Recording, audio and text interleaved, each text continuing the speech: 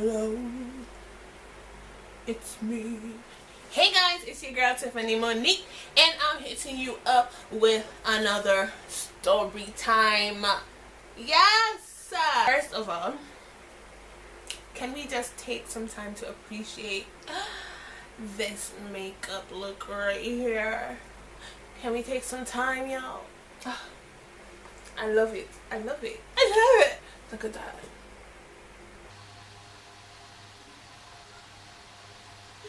I'm sorry guys if you hear the fan in this video, but a homegirl is hot. I live in the islands, you know what I'm saying? Hot Jamaica. I'm not living in Mandeville, but it's been hot lately. So if you guys want a tutorial on the hair, on the makeup, you know what to do. Comment down below. I said to comment. You see me looking over there? I'm looking on myself. Can I just appreciate you, girl?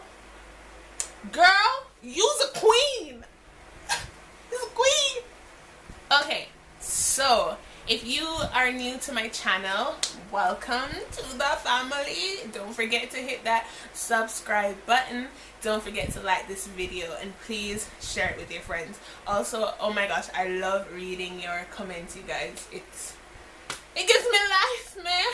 This is my 4th story time on my channel, and if you have not checked out the rest, I have. The time that I was dating a married man for 6 months, and I did not know the brother was married. So if you'd like to know how that happened, go ahead and click right here. My 2nd story time was when my mother and I decided that we were gonna meet my father in New York, you know, take a little vacation, fly out. And while we're in the air, the pilot says that, I'm sorry y'all, but the plane has run out of fuel. We have no gas in this plane. I don't know how we gonna survive. Y'all need to go check that. Y'all. My last story time was the time, y'all, when I got into a fight. My first fight, right, at a gospel concert. Yes, girl, push me in on my forehead over Papa Son. Let's get into the story. So, got caught smuggling the beep. Sent to jail for it. This all happened when I was working at the airport a few years ago. I was working for Virgin Atlantic as a ticketing agent. I remember when I just got employed to the company, right, we had an orientation, and then I saw this girl who I used to go to school with back in the day. And so, you know, when I saw her in the interview room, I was like, hey girl, we about to be friends up here. We just got really, really close right in that time because we knew each other from before. So y'all, this girl was hilarious. We're gonna call her Riri because she thought that she looked exactly like Rihanna. The girl was obsessed with Rihanna, right? And she said that, oh, she's Rihanna's twin. I don't know who told her that. To each his own. So Riri, right, was extremely funny, y'all. This girl would give me jokes non-stop, and if you know me, I love to laugh. I love to laugh, right? And so I gravitate towards people who will make me laugh, you know, because I love to laugh. So if you're boring, let's leave that right there. This girl, she was hilarious. There was one time I remember she was like, Tiffy, you see, never waste the opportunity to let a man buy you food. I'm like, what? She's like, yes.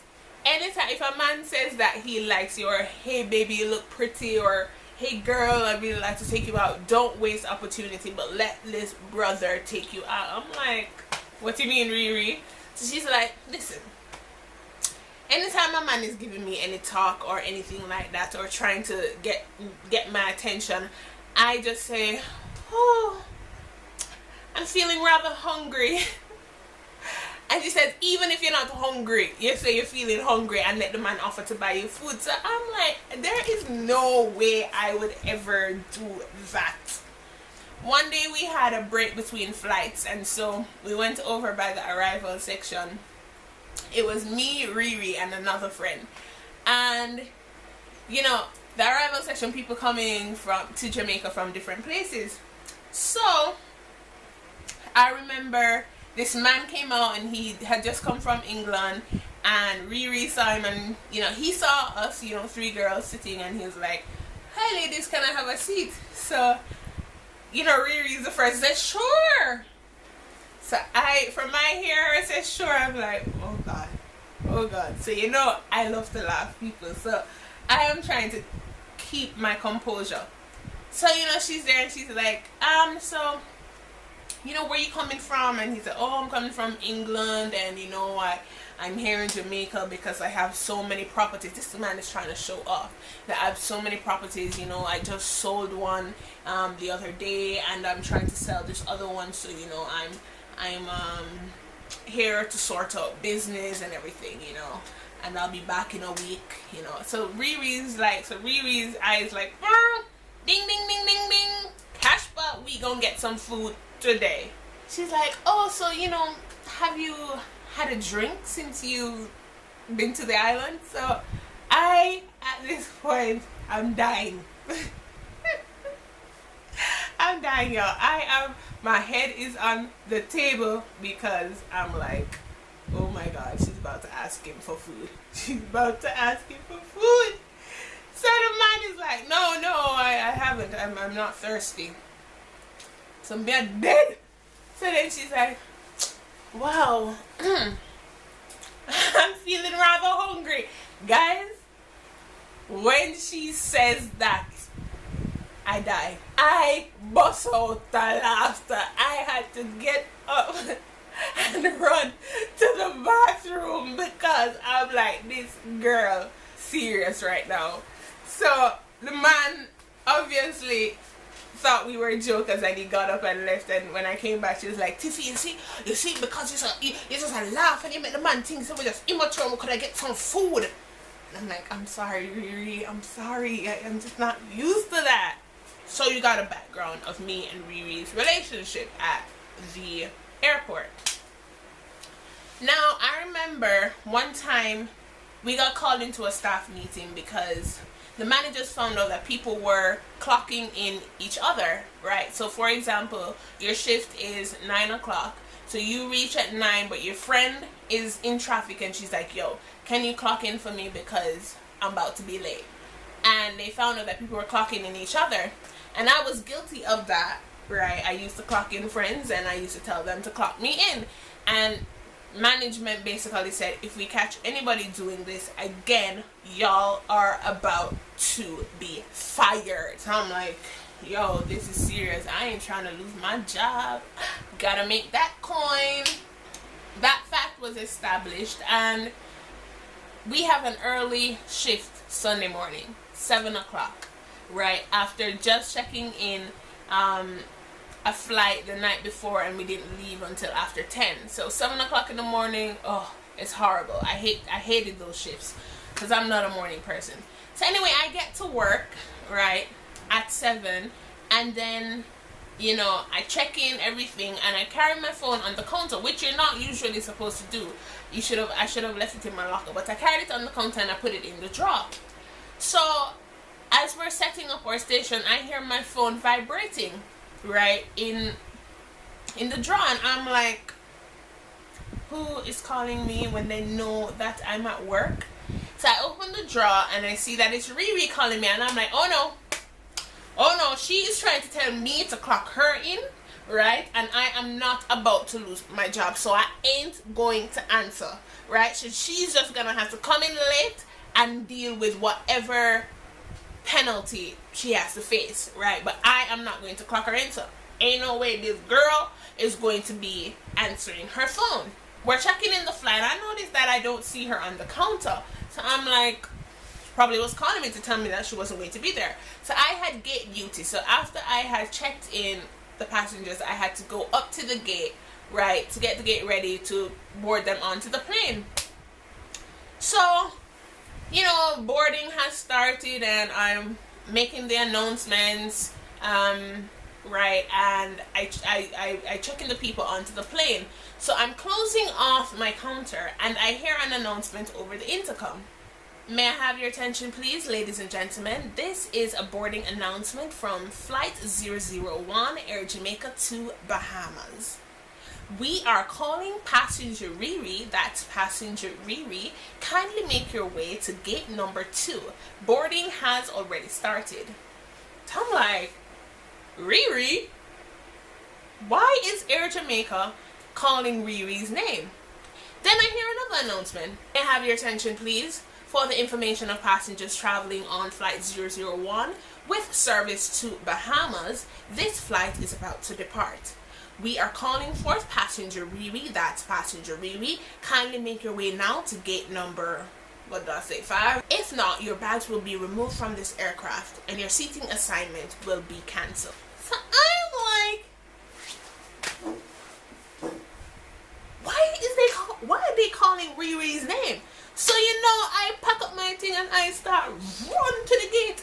Now y'all, when I'm running, because I'm like at gate 16 and I gotta get to gate 2. So when I'm running, I look and I see my friends, my co-workers running. So I'm like, where y'all running to? And they're like, we heard Riri's name and we know she ain't got no visa, she ain't never been on no plane, so why they calling her name? So y'all, it's about 5 of us running to gate 2, right?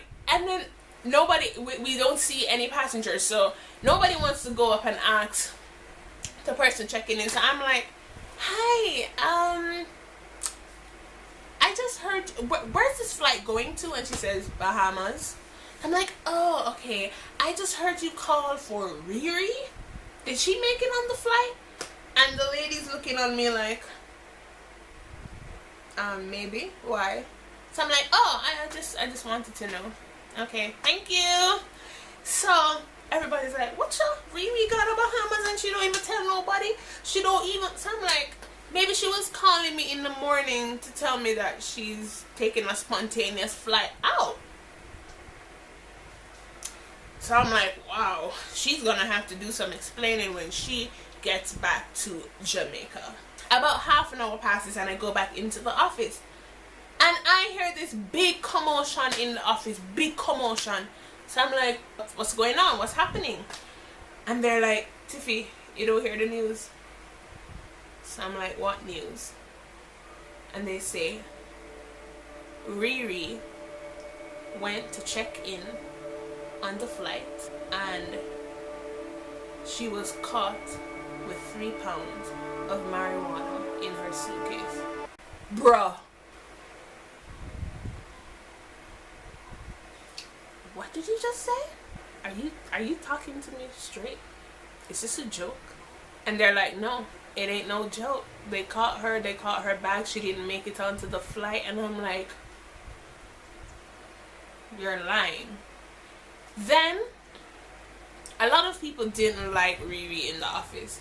They started printing pictures of her with a wanted sign and just making some serious jokes and posting it all over the office. And at this point I was still in shock. And then the manager and the supervisor called me because they knew that we were close, and they were like, did you know that she was going? I said, no, I didn't know that she was going away, and I didn't know that she was involved in that kind of thing. Like, what?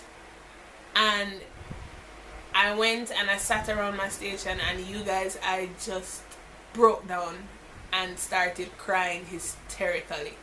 I just started crying. I just started crying, and people started coming around, and they started patting my back, and they were like, Tiffy, don't cry because she know what she was doing, right? Don't let this upset you, right? This shouldn't upset you. And I just started crying, and I was like, what? And then worse, when I heard that the police came for her, narcotics police, and they called the other police and they locked her up and she was in jail. And I bawled, y'all. I bawled. Like, I was like, why? I left work and I was like just so distraught and depressed about it. And my father is also a minister, so he used to go into the prison to minister to the prisoners. And you know, I told him, I was like, Daddy, can you call down by the lockup and ask for Riri and see if she's there, because I still didn't believe it. And Daddy called and they put him over to the cells, and the police answered the phone, and he said, hi, I'm calling to see if there's a Riri in the lockup. And the way how the lockup is set up is like, you have the police desk right here, then you have this big gate that blocks off, big bars that blocks off all the cells on the inside, and in there is dark and unattractive. And the police was like, we could hear this over the phone, Riri? Is there a Riri in here? Riri? And I heard the voice in the cell saying, yes. And I was like, oh my God. But yeah, I was like, oh my gosh, I can't believe that this is actually happening. And, you know, I said, you know, how am I going to talk to her, whatever. Anyway, weeks passed, and I remember I went to go and look for her at the prison, but they said that she had gone to court. And I remember just praying and saying, God, please have mercy, Lord. You know, she's never done this before. Well, she's never been on a flight before, and I guess she was just looking her way out. But Lord, please. So anyway, I was following up on the case, and I heard that she got bail and everything, and I called her and I was like, yo, we need to link up. And we met up. I went down to see her. She was out, and I went down to see her, and I was like, what happened? Why did you do this? Why? And she was like, Tiffy, you know, I always wanted to travel, and this was the only way, and they paid for the flight, everything, and they told me if I just carried this little package, right, I would get X amount of money. And I'm like, but Riri, we work at the airport, we know the procedure, we know that people will search for it. They have dogs, they have narcotic policemen. What are you talking about? And she's like, she checked the suitcase, and the way how the man sealed it off, and he sprayed the drugs with something that the dogs would not recognize. And I'm like, yo. So I'm like, how much were they going to give you? And she told me as this amount of money, and I was like, really? You were going to sell out for that? You were going to send yourself into prison for that? And I'm like, you know, if you had gotten through, you would have done it again. And she's like, no, I would not have. I'm gonna say, listen, I watch Locked Up Abroad all the time. The people say they're gonna do it one time, but as soon as they get through, they get that quick money, and it was easy flow, they go back again. And you know, she told me that, you know, when she went to check in, she saw, because you know, we know a lot of people at the airport, so one of the guys saw her, and he's like, come, let me help you, right? And he was helping her and everything. And before she got to the gate, this narco police, who we all know, who knows her, he was like, we found stuff in your bag. And she said she was so ashamed, but she was even more ashamed when they put the handcuffs on her and they carried her, you know, into the police car and then down to the lockup. And she said the lockup was bad, but she said it was when they put her in the prisoner bus, because they have this prisoner bus that they carry you on to go to court. And you know, she started telling me about her experience in prison and whatever. But I was like, yo, that was really rough. That was rough for me to listen to, guys. I mean, you know, but we prayed for her, and God showed her so much mercy, because she didn't get any time at all. She just got community service because it was her first offense. This girl was, the judge realized that she was an intelligent girl, smart girl, but she just got caught up in the wrong company. I was like, you know, I wish that you would have spoken to me. You know, I just want to say out there, like, if you feel like you're in a situation where you can't get out, don't try the illegal way, guys.